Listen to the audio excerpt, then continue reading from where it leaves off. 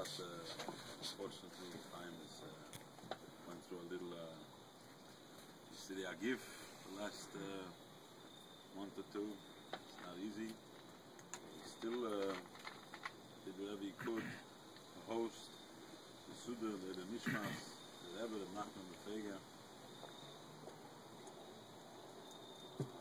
Baruch Hashem, I have the opportunity to be part of the Chabura that Chaim always pushes for Shir, and no matter how much I slack, he still doesn't give up on me, and he doesn't give up on anybody else in this year, and he wants the Shir to continue and everything else, on the other Shir to continue on Shabbos. Even like today, he's like, I don't care, Shabbos is Shabbos, you have to give the Shir.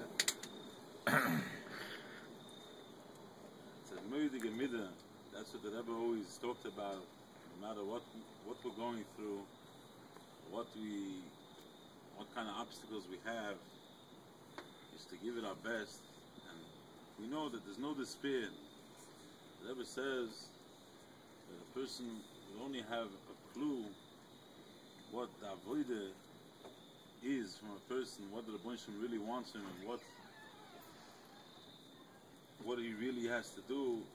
It would be a lot easier, but it's not. So the Rebbe tells us that, especially when he has bilbulim, which is confusions.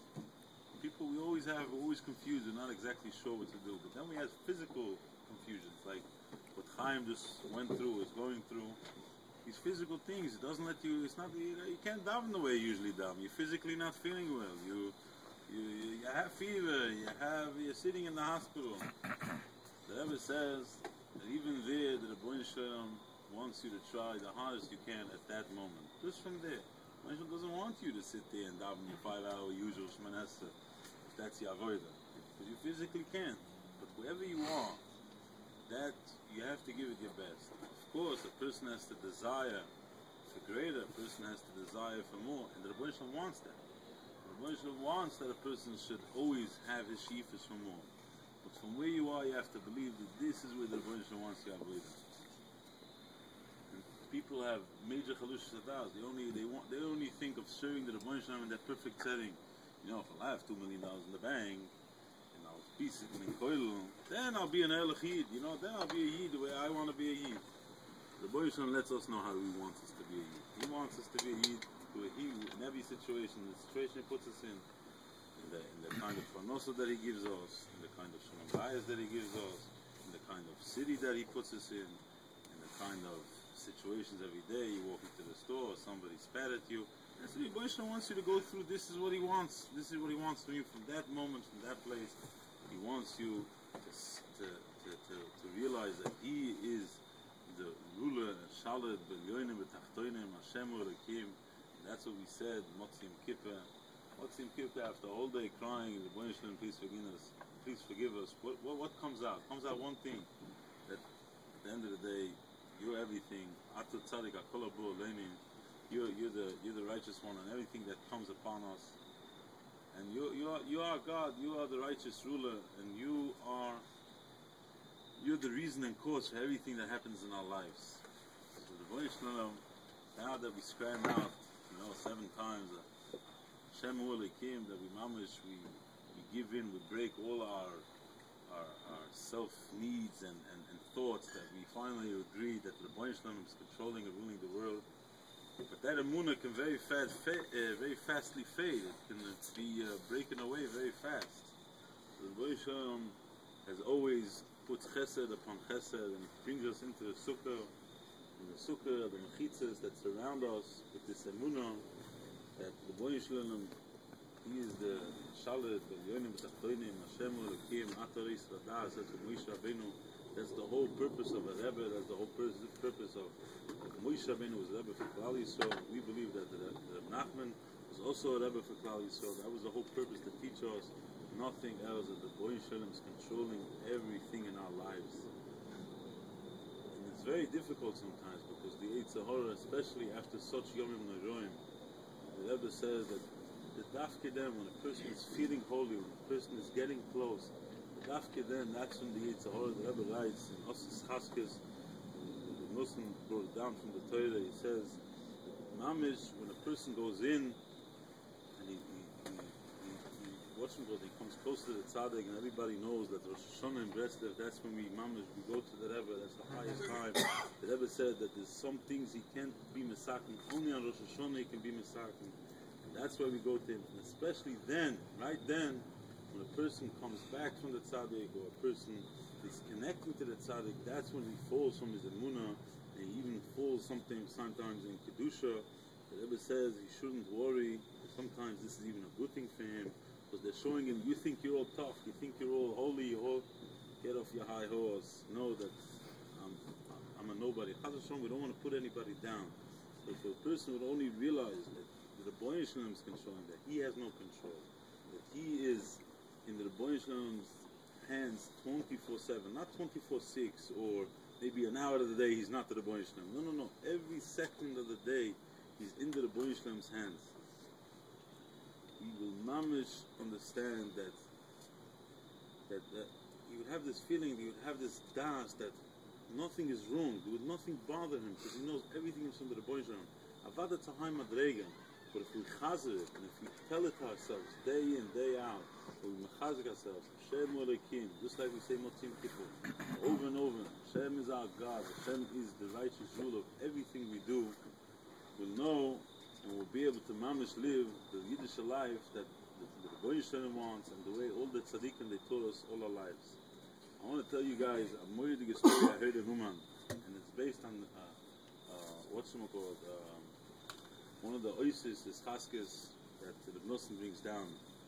The Nosson says, I'll read you the Loshen, I wouldn't say it if it wouldn't be brought down by the Rebbe of Nosson. There says,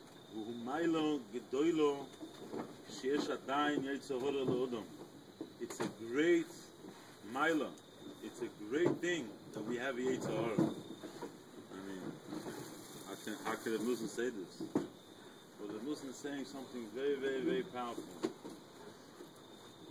Because he says, V'im ein Yetzer Hara le'odam, ein avidusay nechsheves klal. If a person does not have a Yetzer Hara, his whole avodah, his whole service for the Rebbeinu Shalom is not considered, it's not looked upon at all. What does this mean? I don't know what it means, but the Nosson says it. You know what the Nosson writes? He brings it down. Shafka says, Shivas Nefesh brings it down. A person would serve the Rebbeinu Shalom 1,000 years, every day, Shachas Mitzvah Meidev, full kavana, hours of preparation, hours of kavana, learning all day, immersing himself in mikveh, whatever he has to do, but he has no Yetzer Hara. He has no Yetzer Hara. Comes this one person, all his life, he's sinning. He's mamish oive kol atere kulam. But he has one time, he says, oy Rebbeinu Shalom.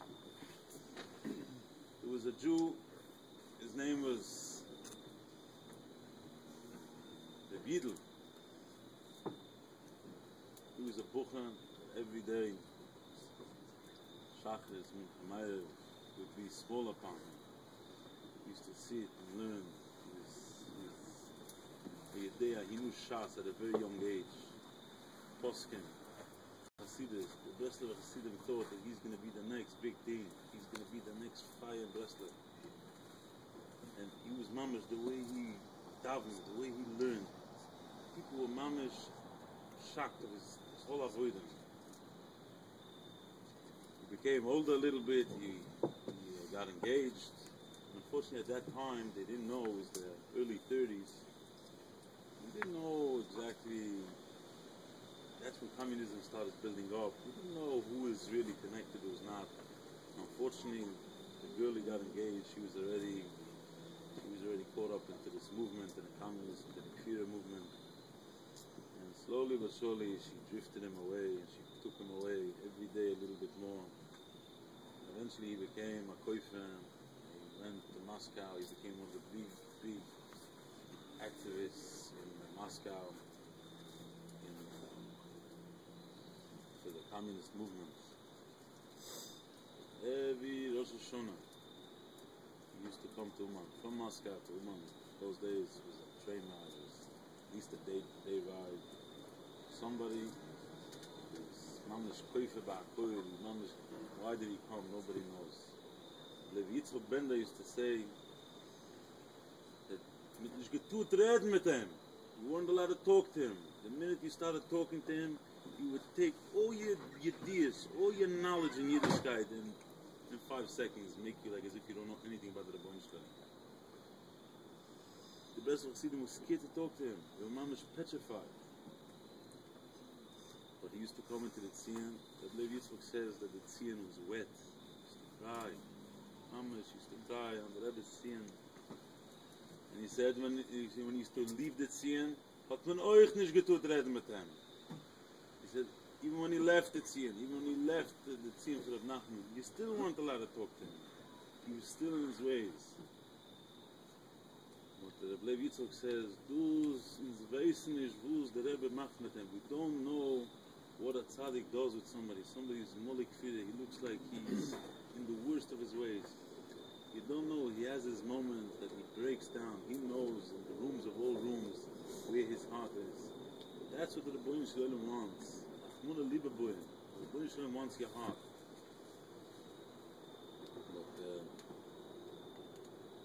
About the Breslov, we know it's not all about the heart. It's a very nice big root we have to do as much as we have to do. As the Rebbe says, even if a person is wherever he has to try his hardest.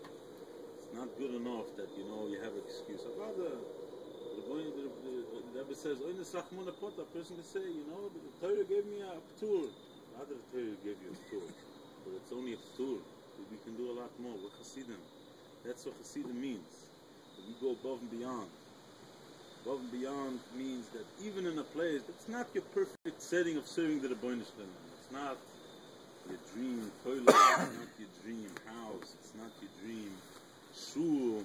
Everything is marble and light fixtures and kaveh and mikvehs. It's a brach and a shtibler. It's a brach, and us Breslovers, we're very used to it. So I don't know about Baltimore, but us Breslovers, we were always used to second-hand, hand-me-downs, it's a cloud. The Rebbe brings down, at the end of Sichas Saran, the Rebbe goes through, I'm not going to go with Barichas, but the Rebbe brings down, even the richest people, the Mulik Daigers, nobody has a perfect setting. Nobody has the richest person. He's always like this satisfied. Something is not perfect. He wants something more perfect. He wants a different setting. He wants a different surrounding.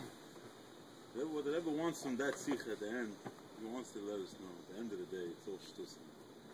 There's going to come a day, we're going to be, as they say, our feet to the door. After Chaparayim, as many mitzvahs, as many Mishnayos, Koleti Gemara, after Chaparayim. The only has soras, the Oisha has soras. There is no perfect setting. You think, if I make this and much, then I'll be able to sit and learn, have my Seuda. No Seuda, Chaparayim today, Ayoyim in the Koilus Yishmor today, what's going to be today?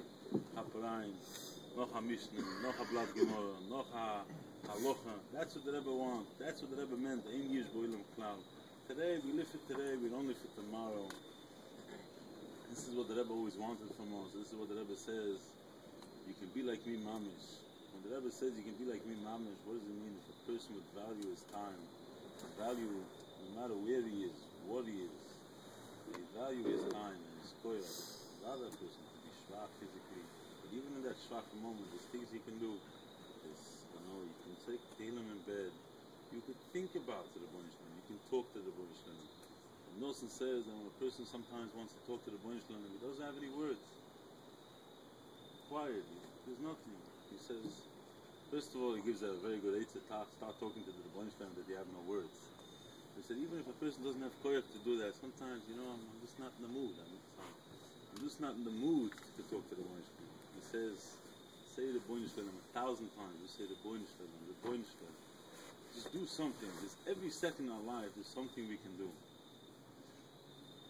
Give a bracha to us, to the whole Klal Yisrael, that wherever we are, should serve the Rebbeinu Shalom with our full capacity, with our full strength. That's what all the tzaddikim wanted from us, especially the Rebbe. That's what the Rebbe meant. Ein Yish Boilam Klal. And I give a Brocha, B'Prat HaChaim. We should continue being Mechazikos, enforcing the Shura, and enforcing that we should be able to continue learning. And unfortunately, I realized that Thursday night is not the best time for our Shir because it's not working out so well for us. We want to move it for Motzei Shabbos. Okay. We want to move it for Motzei Shabbos. The exact location, we don't know yet what it's going to be, but we definitely started this Motzei Shabbos. We started talking about what the Rebbe wants. The Torah that we're up to, but we will start again, is Yerima Hashem and Yeshua, Vayikra Moshe and Yeshua. And that talks about Tshuva. Rather, we're coming after Yom Kippur, so we think, who needs Tshuva? The Rebbe said, the Rebbe tells us that the minute we finish Tshuva, we're already on a new Madrega. We realized that when we thought we understood the Rebbe, when we thought that we're asking for forgiveness, we were on a lower level. Now we're on a higher level, so we have to ask forgiveness on the high level, because now we know that the Rebbe is on a much higher level, so we always have to do Tshuva and Tshuva. And eventually, that's the whole union of Sukkot, Tshuva, Tshuva. Not only from the Rebbe, but from many sources, that's what Sukkot is all about. Give everybody a brocha, Shvizaycha Taka, Tshuva Shlema. Be as good as Tzedek, Amen. Amen.